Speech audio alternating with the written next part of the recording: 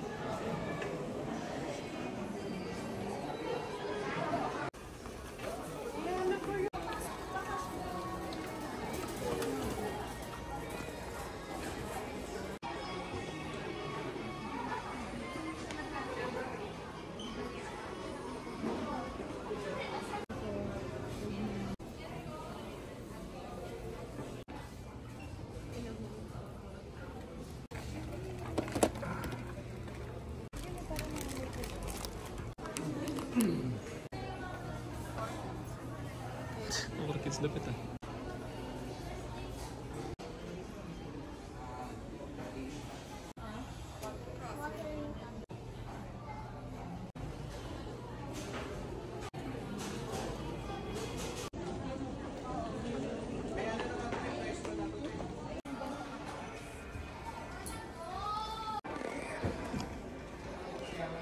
Ayan. May namin nabili. Pero hindi pa namin nakukuha yung talagang kailangan ko talaga. Out of 4, isa pa lang nakukuha ko, halaman pa lang.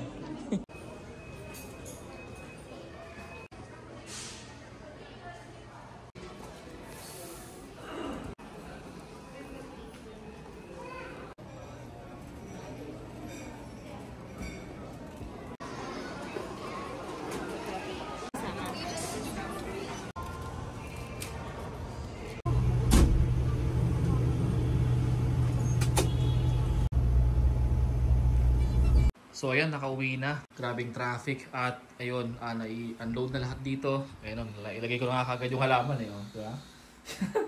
So, ang dami pa kasing gamit dito. So, yan, soon maayos na yan. Kaya magiging maayos na to. Isipin nyo, after 1 month, diba? So, mahigit sa buwan na nakalipas, di pa ako maayos dito.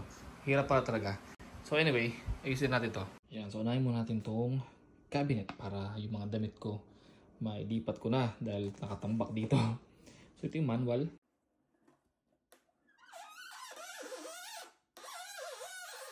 Ayan siya guys. Naitayo na natin. So bumili na lang ako ng mga boxes like this. Like this para diyan ko nilalagay yung mga damit. Yan, isa-isa dito. May pakita ko.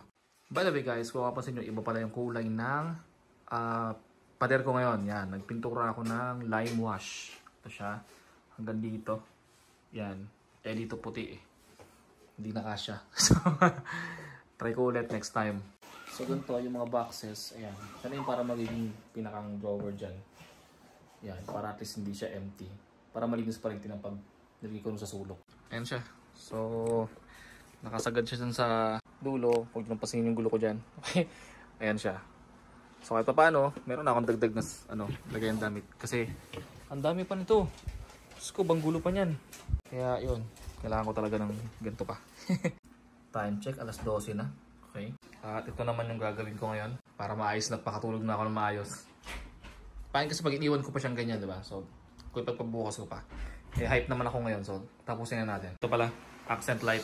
Di ko lang kung maglalagay ako ng anything sa wall. But, right now wala akong plano. So, at least man lang may ilaw dyan. Tsaka, syempre, dagdag ambience.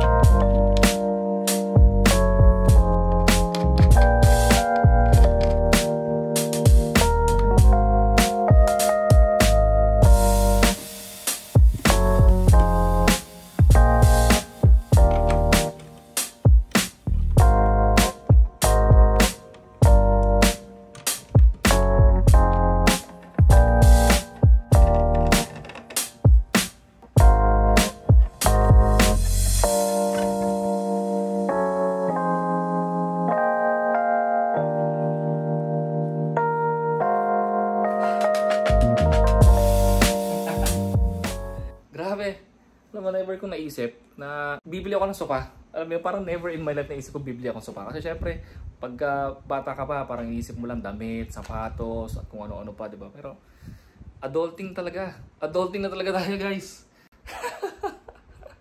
That's set up. Yan ang mga makikita nyo na. Parang okay na, parang may kulang pa, pero okay na ako dito. Ano na to? Magandang milestone na yan. Medyo siksik lang yung halaman dito, so iusog ko na lang yan doon. Para at least medyo makaingay nga. Parang nasisikip pa lang siya ron eh.